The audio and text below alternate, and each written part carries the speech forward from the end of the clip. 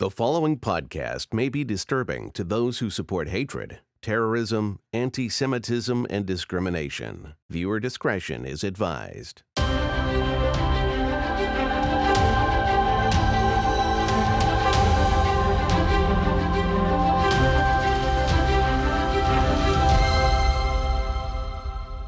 Good morning, good evening, good afternoon, wherever you're seeing us in the world, and welcome to a brand new episode of How We Fought Against. My name is Asher Stern. I am the partner liaison here at the ILF, and today I'm your host on this very exciting podcast, How We Fought Against Hatred Through Dialogue. Our guest today is Arik Segal. I'm not going to introduce him myself, as Arik is a very esteemed guest. I would like for him to tell you guys a little bit about himself. He was one of my lecturers, so on a personal level, Arik, thank you very much for being with us today. And why don't we go ahead and just tell the people watching at home a little about you before we jump into our very interesting topic today. Thanks, Asha. Thanks for the invite. Still remember our workshop was one of the best classes I had. Actually, it was my first class in IDC 3 years ago. But before I started teaching in IDC, basically I'm a practitioner, so I'm not a researcher, I'm not an academic per se. I started my career, I would say, about 9 or 10 years ago when I graduated from my master's in diplomacy in Tel Aviv University. I did my bachelor in Canada in international relations, and I started working or being interested in the world of international relations, of policy, and this is what I did. In the first year or two, I worked a bit at the Korean embassy, but then I became very much appealed to conflict resolution and to negotiation through all kinds of simulations I did. I realized that I'm pretty good at this, so why shouldn't I make it my job? And this is it. So then I decided I'll just do it on my own as a freelance and opened my consultancy, which later I changed its name to Contix. And this is what I've been doing since. A few years within my career, I also realized that technology is huge, so important in, of course, everything we do, but in this field as well, which is a field which people usually don't think about this as being technological. So I decided to add the tech elements to my work and focusing on different elements of technology in conflict resolution, in dialogue, in public diplomacy, which I will tell about later. Today, my work is divided into more or less half are practical projects, dialogue or campaigning or specific events, and half of it is teaching in IEC, teaching in other colleges, teaching in places around the world about these topics. That's amazing. Mixing those two worlds of dialogue and technology is, I think, where the world's going now. In our class and also in our preliminary talk, we talked about a unique program that you ran between Israelis and Palestinians. And for those watching at home, what was unique about this program was that it did exactly that. It combined dialogue with the online platform. And as we all know, in 2021, it is extremely difficult to create real dialogue online due to people just not being willing to listen, or trolls. Arik, maybe you can explain for those that don't know what trolls are. And yet it's becoming a platform that is becoming more and more relevant as the years go on, as technology becomes more and more part of our lives. So could you please tell us a little bit about that program, how you mix the two, if in your eyes it was a success, and anything else you want to tell about it, because that program specifically is something that was very unique in its idea and its execution. Sure. So I'm talking about the years 2012, 2014. It's quite long ago. It was just the time when Facebook became a meaningful platform. Those days, it was post Arab Spring.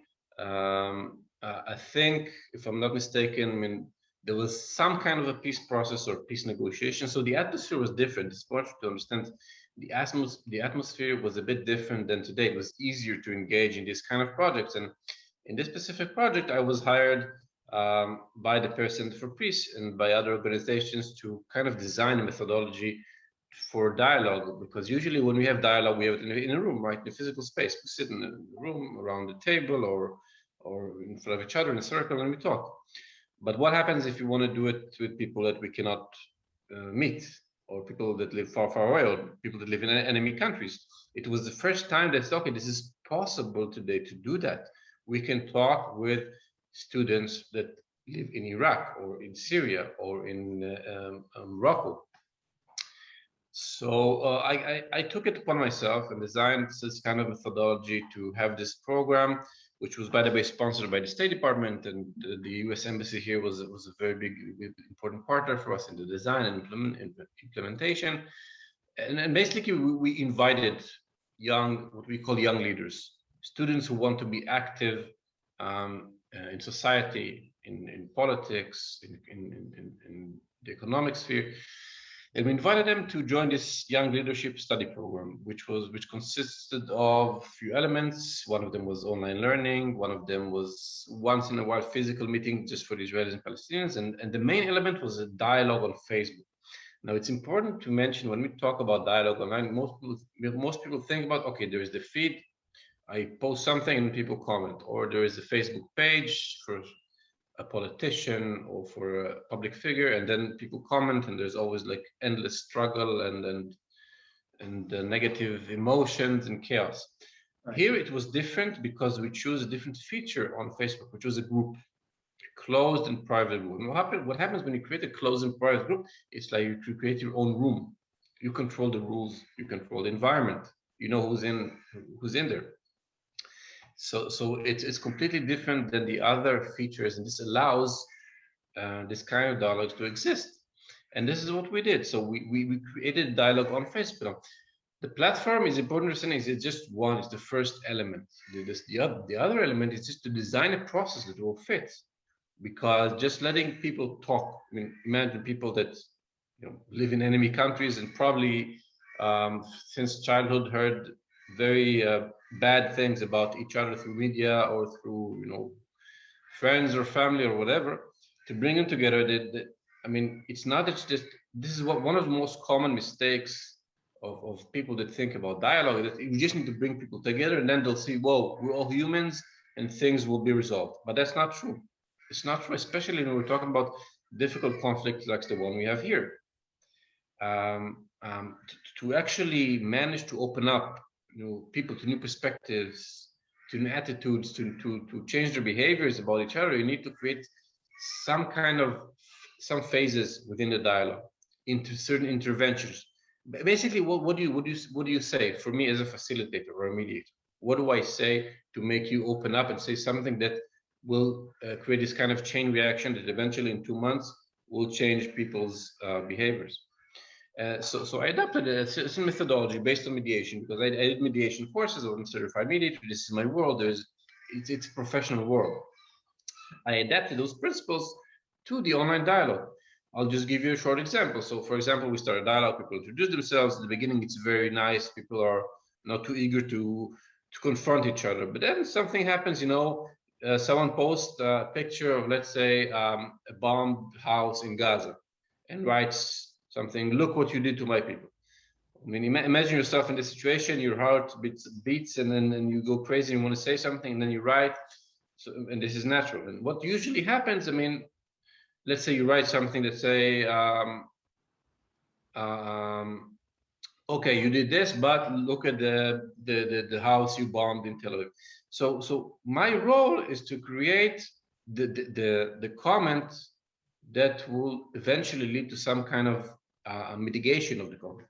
So, for example, in this case, I would simply ask this person, okay, listen, dude, why did you post this picture? As simple as that. That's it, one sentence. And once this person explains why he posted this picture, then really say, okay, this is my uncle lives here. So, okay, you know what? I disagree with perhaps the concept of aggravating the conversation, but I do understand that your difficult emotions around this. And then the conversation completely changes. Or he might say different, but it doesn't matter what he says. But we're talking about the core cause. And this is the whole point in this big world of communication, conflictual communication, is to understand why people fight with each other. And we know that people fight for many, many reasons, emotional reasons or grievances, practical reasons and imagined reasons. So we need to understand why. And this is the whole point. So this is just one example of how we created this conversation. And it was me and a team of facilitators, Israeli and Palestinian. It's a whole methodology. It's not a simple thing to create a dialogue online. and to to complement it with face-to-face meetings. We did have just a few, eventually a seminar in Jordan for everyone. But the combination of having this kind of online conversations with physical meetings actually was kind of a breakthrough, which I wrote about. I'm actually writing another article, a paper right now that will be published, and I presented it all over the world because it does present a breakthrough in the context of involving two dimensions, what we're doing here right now and the physical world, and trying to understand what are the advantages and disadvantages of each, and then putting them together.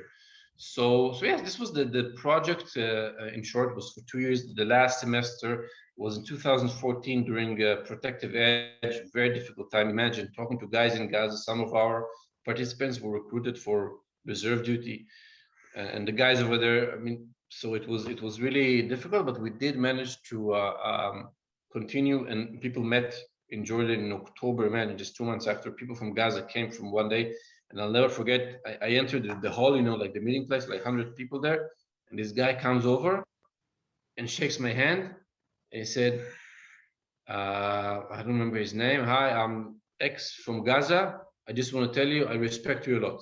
It's like the first thing that he tells me. Okay. So it I mean, you know, going back to our class, and I think what they presented there and what was impressive for you is that it is possible. It's very difficult. It's very difficult. It's not an easy thing to do, but it is possible, I believe, to create certain conditions in which the dialogue, when you do it online, when you combine it to face-to-face meetings, does lead to positive outcomes.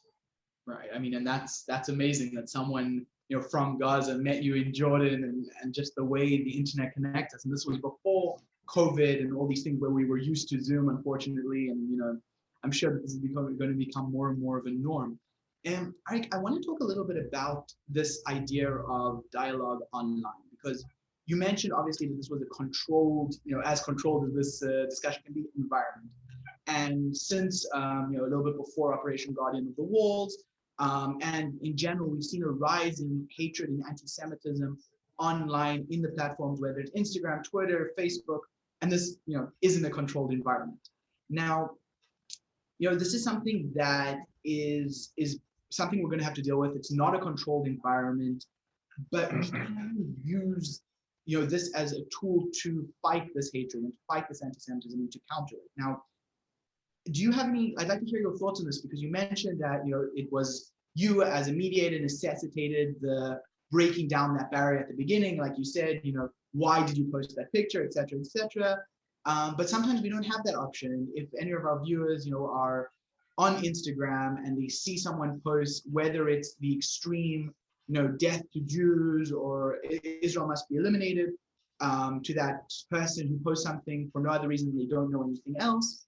And what are the thoughts on that type of environment? Because at the end of the day, it's not controlled. It's not like your experiment. It's not like your program where, you know, you had success because it was controlled. This is the Wild West of 2021 online. Yeah. What are your thoughts on that? Look, so I totally agree with you. It's totally different worlds. The way I see it, there are two different paths. One is the path in which people are willing to talk. And once they're willing to talk, everything is possible. Then there's the path when people are not willing to talk, and what we want is to attack, and then dialogue is perhaps not relevant.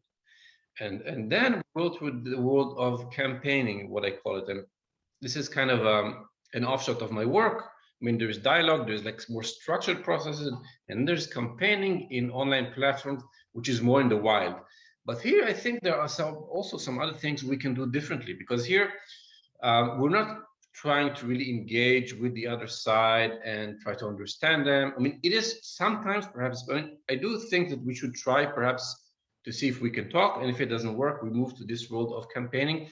But again, within campaigning and digital campaigning, there's some things we can do which are a bit different, because usually what I see generally in the world of advocacy is that is a war of I would call it factual arguments, or a world of like logical legal arguments. Sometimes those would not be too effective. Why? Because people think what they want to think. We believe what we want to believe, based on, you know, we're just human beings, animals, and our psychology lead us to generally to the same direction. So if you want to fight those who create those inciting posts who just want to harm us, we need to be more sophisticated, and we need to use psychological tools, and we need to see how we can adapt those online. And for example, what I teach in my other course, which is about digital campaigning, is first of all to understand your target audience, who you're talking to, and then to understand their either their personality or their identity. When I say identity, is to which group they relate to. So let's say we're talking to the American audience. Let's say we're talking to American students. So let's say, okay, who are they? What drives them? What's important for them? What do they need? Again, going back to the language of needs, practical needs, and also emotional needs. And then when we try to reply with a certain picture or a text, we need to talk to what they need. So forget about how they attack us. I mean, okay, so death toll, that's fine. Okay, but then if we want to convince the target audience about something, we need to talk exactly to who they are. And the better we know who they are, we can adjust our message to, again, their identity, their personality. And then, I mean, the last phase is to use those kind of very powerful psychological cognitive biases. Those are some of the things you didn't learn with my other course in communication school. But those are super powerful. I'll give you one example. A few examples. First of all, there's the issue of framing, which you probably know. People know that framing is how we take something and put it in a different context. So people usually relate to things that they understand. So anything you want to say about antisemitism, just frame it in your own target group's understanding of concepts. That's one thing. Another thing is to understand that people usually think in binary, to us versus them. This is, I mean, as animals, as groups, we usually support us, and then there's them, the enemy. So try to think, okay, how do we use that, or how do we break that?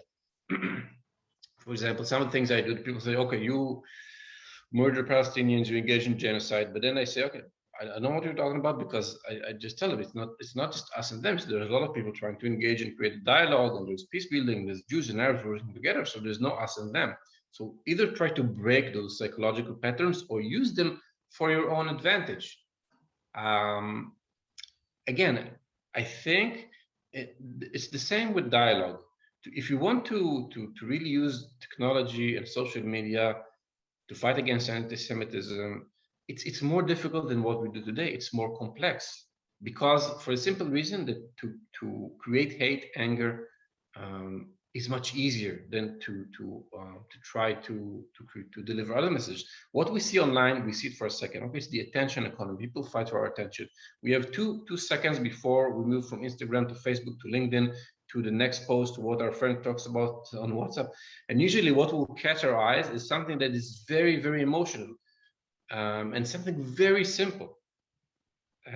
So if there is a picture, if there's something you want to say or do, in this context, again, after all the things I told you about understanding audiences, psychology, it has to be very simple and very clear. That's it. It's like, boom, this is what I say. Okay, you just caught my attention. I will stay here 10 seconds more, and then perhaps something will change.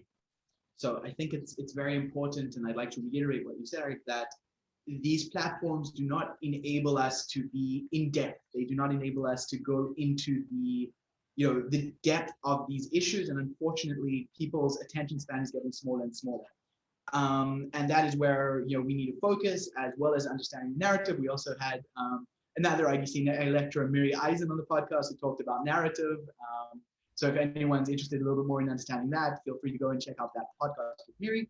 But I think that what you've said is important to note, that we can make that change. It's possible for all of us online, if you understand that these narratives are things that are there, as you say, emotional triggers. Once you understand that, and you try to understand that there's more to this, that you can, if you ignore all the, we didn't mention what trolls were, but if you ignore all the people that are just there to create hatred, and you realize that there are ways to create dialogue, then you can go forward, and then you can actually, make this change, even if it's in a 2-second, 10-second TikTok or an Instagram post or anything like that. Now, when we could travel, which was pre-COVID, there was a pre-COVID time, you have been obviously all over the world, online, virtually. And you teach people not only in the Israeli-Palestinian conflict, but all sorts of conflicts about dialogue and about, you know, utilizing innovative conflict resolution. And we talked about one earlier about the situation when someone from Gaza meets an Israeli in Jordan and offers to shake his hand. I think it would be interesting. Do you have any other of those type of stories that will make, you know, our audience see that, wow, A, this is a possibility, and B, this is just something that's so amazing? Because you know, the day that I, you know, thought about meeting someone from Gaza in Jordan, that's like that blows my mind. Do you have any other of those type of stories? Yeah, I have many. I'll tell you those who are perhaps more relevant and more interesting. So when I just first started, you know, I think 2007, I was still a student. Maybe I started traveling to conferences in Europe just to do some networking, get to know people, and I think one of the things that drove me very fast to dig deeper into this world of, you know, technology and conflict resolution, or in general, I mean, how can you actually persuade in a more sophisticated way, was this conference I participated in Berlin, and this guy came to the stage, probably some former foreign minister of Liechtenstein, I don't know, some dude with a role in the EU, and he started talking about, of course, Israel is the worst thing in the world, and that Ahmed Yassin, the former Hamas head of Hamas, we killed him. Was this poor guy in a wheelchair, and we just killed him, and it made me so angry. And just you sit there, and of course, I'm the only Israeli in a crowd of like, I don't know, 100 Europeans who all admire this person in front of them, and I'm just thinking, what am I going to say? What am I going to say? And what I said, I just stood up and said, you know what? I told this guy, you know what? I can stand here and talk to you, and like we can exchange comments about what is right and what is wrong, and what you said is wrong, and I can give you some kind of other arguments, but I'm not going to say that, because I just want to say one thing. How does your argument helps us to achieve peace? Do you actually bring us closer to peace with what you say? And that's it. And he couldn't say anything about that. And this is something I've been using since. So those people who, you know, try to push us towards tell us, you know, that we're the killers, the murderers, and they try to engage this kind of language, the insightful language, and pushes those emotional places, which we just get caught in those arguments of who did what to who and first, and who was like the bigger killer or whatever. And where does it lead us? This is what I tell them. This is exactly coming from conflict resolution. What do you want to achieve with this conversation? You want us to not to achieve conflict resolution with Palestinians or Arabs? Okay, that's it. That's fine. But this is exactly what you're aiming to. So this was the first thing that is, and it's something similar in another conference. I presented this, you know, this project in an academic conference in 2013 in the UK. Again, Bradford was a city which the mayor said that it will be clean from Israelis. He said that the British mayor, and they have a big university which is very strong on conflict resolution, and it was a huge conference, you know, all the big names in the field. And it was actually, the beginning was very hesitant if I want to join, I'm going to go there and present, because, you know, BDS and all that. And I actually consulted with some people from the conference, and they were actually pretty nice, the people, the academics.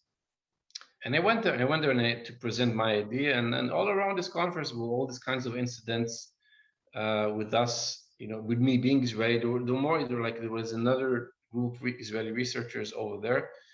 And what I remember is that two things. First of all, what I presented, the project that I told about earlier, people in the audience, they didn't try to attack me. They had some kind of, you know, insightful comments, but because I told them, look, this is what is happening. What I presented was, this is reality. We're trying to manage somehow a very difficult situation. I wasn't presenting anything that said, you know, Israel is just trying to make good all around the world and Palestinians are the worst people around the world. No, I said, look, this is reality. This is what we're trying to do. It's complex, it's difficult. We're trying to engage. Let's talk about it from a professional perspective so we can move forward. And I didn't get any harsh comments. And the second thing was that the other group of Israeli researchers also presented some kind of an idea about dialogue. And I remember a guy from Egypt, was sitting in the audience, and once they were finished, he said something like, at the beginning, I thought of not participating in your conversation, but you gave me a lot of hope, and I'm really happy I came. So I think, yes, once we, this, and I have more stories like that. And by the way, yes, I also have like not so good stories. I mean, it's not all pink and roses and everything is good. It's difficult, and today is even more difficult than in the past. But I think if we do manage to, we're not going to always be able to engage in dialogue. You know that, Asha. You know that some people are here to hate and to fight, and that's okay. But some other, and then we need to pick our battles and see who is the audience, and then we can talk, and then we can see the change. Right. It's that, like you said, it's that willingness to be able to dialogue and that willingness to understand that some people just hate for hatred's sake, and some people are just there to create incitement, like you said. And to those people, we draw the line in the sand and we say no to anti-Semitism, no to calls for terror. But if you're willing to actually try and create dialogue and talk to us, we're here. We're not hiding anything. And I think that's a message that we need to get out there, that we're willing to talk, but we're not willing to engage with people who call for the destruction and murder of innocents and call for the destruction of the only Jewish state in the world. And those people are just there to incite. But everyone else, anyone who wants to talk, we have the ability. We're here, and we'd love to dialogue with you. Now, we talked about a lot in this podcast. We talked about anti-Semitism, we talked about hatred in general, and in summing up, I think that our audience needs to know your key tools or your key ideas, something that if you from our lecture, or that one thing that if you could get to all these people who are dealing with anti-Semitism and hatred on a daily basis on their various social media feeds, what would be that one tip? Or we can say more than one tip, but those things that you'd say to them to help them, to give them the tools. That's the point of this podcast, so we can help people understand how to deal with this in a better level, how to make progress. What would you say to those people? I would say find out who is your audience. Perhaps the audience you're looking for is not the one you're trying to address, because if you want to influence, we need to find the right people. Perhaps those people who are post online, it's okay, we cannot touch them, we cannot reach out. Perhaps it's just technological, bots that try to spread message. Try to find who is the real audience, who can influence, because there are real people out there that can change policy, that can decide decisions or decisions.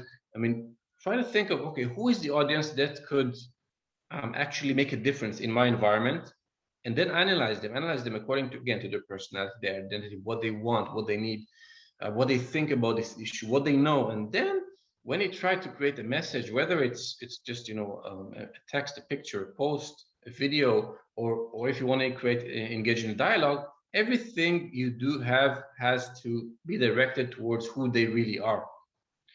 And then you can create change in this direction, in any direction. And it works in all fields.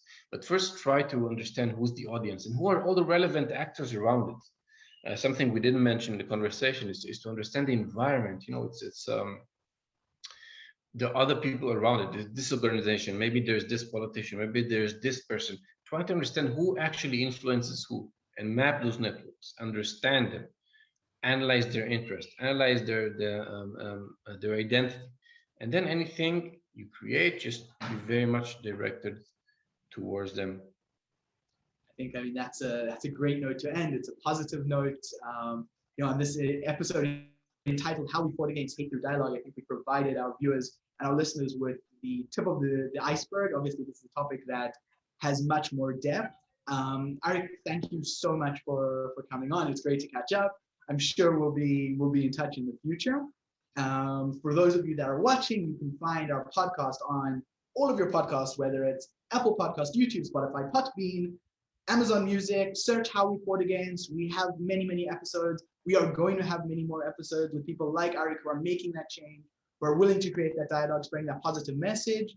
Arik, thank you very much once again, and we look forward to reading your new paper and then seeing what strides you make in the field of dialogue. And we will, I'm sure, hear a lot more about you. So thank you very much. Thank you to our viewers, to our guests, and we will be back in 2 weeks with another episode of How We Fought Against.